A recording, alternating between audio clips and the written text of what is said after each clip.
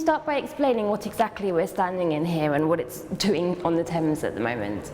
Fluxland is a Dutch barge that I converted into a sculpture. So I used a 1950 grain barge, on top of which I constructed a carbon fiber superstructure, which is two polyhedron. Polyhedron is a symbol of melancholia and the start from creation from Aristotle. So it's a bit of a symbol that will cruise through the river, and the idea behind it is really much that it portraits the river and portraits the city and reflects towards it again. It has been plated by metal sheets, polished mirror metal sheets, and in the idea that we had a time when we needed to look at ourselves and accept the need of change of our society.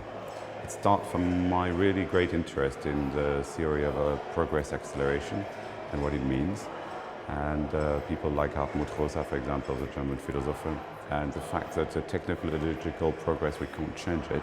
The curve is exponential, but our repetition of incapacity is constant in human history. So what is it that in some way we're capable of inventing the best thing, and on the other side we're completely incapable to change our manners? I did work on massacres, on destruction of nature, on forced migration, and I felt after all that I did need to find a way to propose a way for ourselves to think and start again.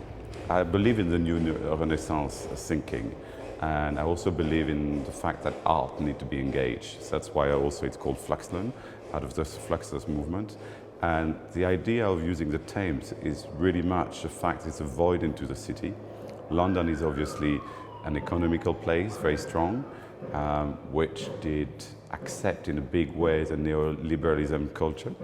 And I think to reinvent progress, you need to accept to look at this issue. And every of the people along the river that might look at the project, might listen to the sound that will go at it, that they won't have choice much because it's quite obvious when we cruise.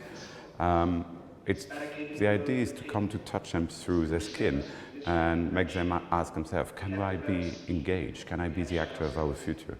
And so I think art has a function in this thing, to reveal in people the necessity to not be the victim of politics, but be the actor of politics. More than machinery, we need humanity. More than cleverness, we need kindness, gentleness. Without these qualities, life will be fire. Do not despair. The misery that is now upon us is but the passing of greed, the bitterness of men who fear the way of human progress, the hate of men who will pass, and dictators die, and the power they took from the people will return to them.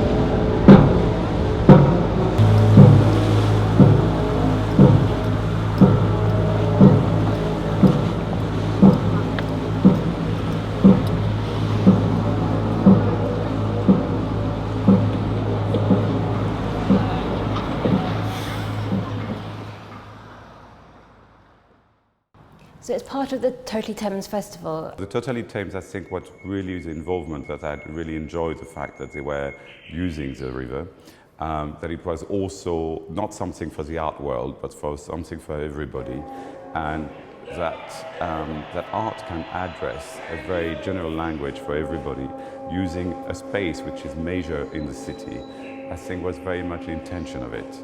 And so this project on one side and the reality of Totally Thames on the other side made really a good union for this. And obviously people will see the boat from the outside and see the mirrors and see themselves. Will they also be able to come Yeah, we inside? already had some visit today, quite a lot, and it's quite, and so they have quite a very different interaction with the space, because from outside you see it from far, you hear the sound. It's also the downlay system we use, that sound there has an incredible impact, because it doesn't need to be high for people to hear it very far away, because it's very crisp and clear. And so the reaction we had yesterday cruising was very much that people went to their windows, to the balcony, because there's fight noise, there's a noise of revolution, of people angry or anxious, and then speech of dictator, but also speech of peace. Suddenly there is this thing which also is a symbol of what's happening with populism, is that suddenly you use noise and sound that motivate people to get engaged. And so it's playing on this, it's playing on the paradox that we need more utopia. And some side, if we have more utopia, we have also the risk. I recorded all the sound in Berlin in studio, and I was very interested to do it there because when I created this sound piece, to do it in Berlin, which were the place where the two utopias of the 20th century collapsed. And then my project is saying, we need more utopia. We need for progress and politics. We need to accept, we need a dream. The dream can't be having a new pair of shoes or new trousers or a flat screen. The dream need to be that people think that they're responsible of their future. Otherwise you just go to the office to work. No, that's not your job. Your job is to make that you're participating to something for a better life. And so to do it in Berlin, which is a place of utopia, a lost utopia, and playing with this thing is this risk, you know. And on board there will be a series of conferences with Art Review, and those conferences will be accessible via or Twitter or podcast. And the thing is, the idea also inviting other artists, writer, philosopher, economist, someone on nanotechnology to come and talk about future utopian progress, also make us federate on the fact any of us, you know, I might make bread, I can choose the flavor of the bread I do, I might make wine, I might be a banker. What do I invest in? How do I make that I don't just make money? I do it, but I also make it that my neighbors around me have a better life. Can you say a bit about the works inside the boat? So there's the map of the British Isles. Yeah, so this project is very much a 3 years project in this. So I went to Syria and Turkey and refugee camps some years ago. I did a piece for the Biennale in Venice, which was about forced migration. Out of this, I continue to paint the exodus, mass people, and I think it can be for environmental matters, it can be for political matter, and we're very confronted to those questions today. So there's some painting over there on this. Then you go down and there's this the map of UK and the map of Israel since 1948 with different layers of Israel.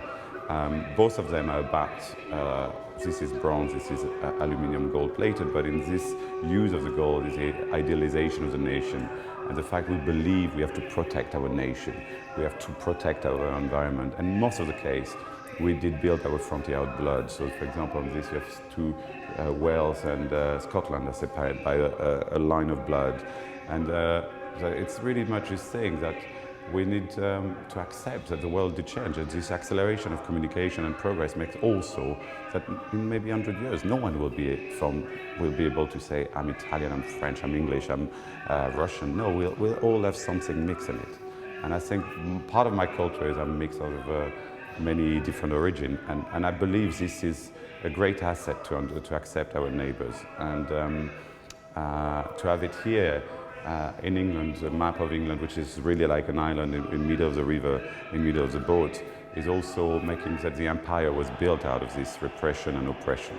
And it's the same for France, it's the same for Israel now, which is all this contradiction that we impose and guilt we have, and also on this other side, the necessity of feeling greater towards the other one, you know? So that's what I'm playing on with this.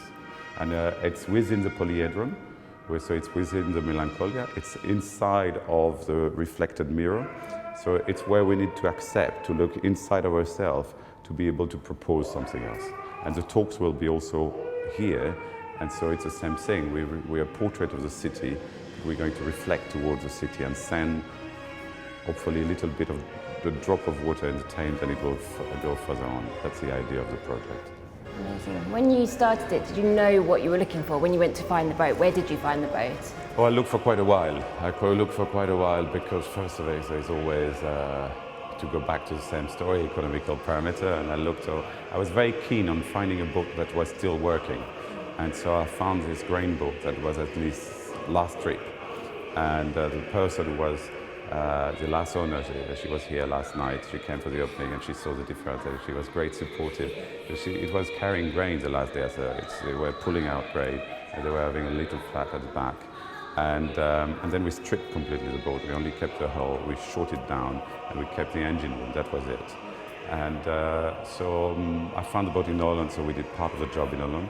And then we crossed a bit like boat people, because the boat was not finished, up to the Medway and finished the boat there in Gillingham. And then we did a lot with my studio and my assistant ourselves, you know, the metal plating, and a lot of this work we did ourselves in the studio. Did you know anything about boats beforehand? I know a little bit because, yes, I know a little bit about boats, but I did architecture projects in my life quite a lot. I did a lot of sculptures. I never did a boat before. Everybody say it's a nightmare, and I can confirm it is. But putting a sculpture on a boat is something really that I would never have imagined. It would have been so complicated.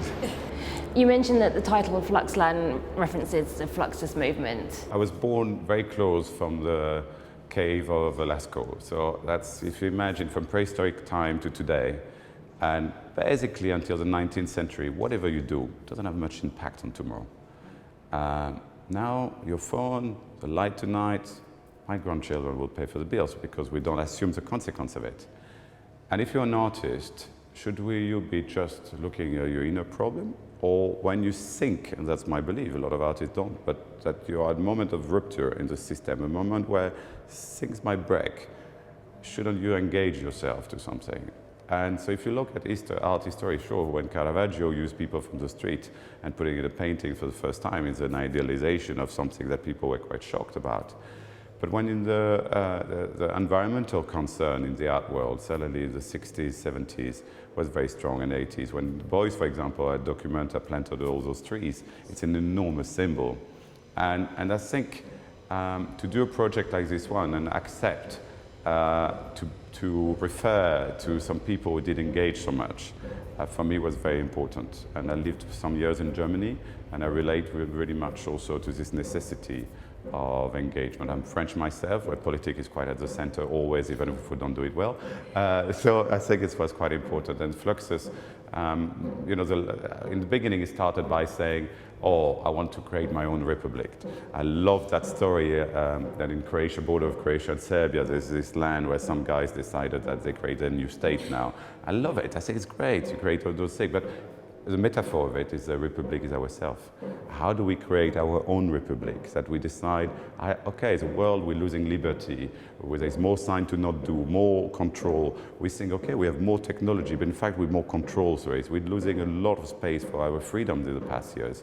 So the only space of freedom we can gain is inside ourselves. And so if we add flux and land, is a bit, I accept to be politic, and in the same time I accept to be my own republic with my own thought. And with this, I can fight for a better life for myself and the next one. And so that was the whole concept around the world, and the reference to the other. And in parallel of this, the fact that it's mirrored, and within the polyhedron, you have to go inside of yourself and accept the humility to think, am I doing the right thing for a better world? It's very utopic, but I like the fact that we accept that utopia, we accept we can dream, we accept that we can make mistakes, but I prefer to dream than not. I prefer that being a tool of everyday change. You know, it's funny that everybody is fascinated by technology. We have this girl here, Sonia Trigos, who's coming to come. She's a guru of nanotechnology, and she will come to talk about this. And we all accept that those changes are there. You know, we all accept that we have a camera, we have a thing, but we don't realize that all those changes have nothing democratic. We don't vote for them. We don't rule what's going on. So what's changing massively our world is undemocratic. So the only thing that really, and the politics, I think they have a problem to follow that. What does the art for that? You know, should it, referring to art movement is good in this sense. Tony, what will happen to the vessel or the boat at the end of the festival? I think like every art project, it needs to find another life. You know, also my way to work around art, my art project, I do 1 or 2 a year, and I'm always very independent from what I would call the art market. So I think one of the nice thing about it is saying maybe someone will want it, maybe we'll use it as a studio, maybe it will go somewhere else to travel. It has been asked already to go to do some festival in different places. Do I want to cross the channel with it again? I'm not sure. So we'll see. I think, you know, the big thing, it has been an enormous period of work to produce this in the short period. We started to build only in January. And so it needed a bit of time to reflect now on this.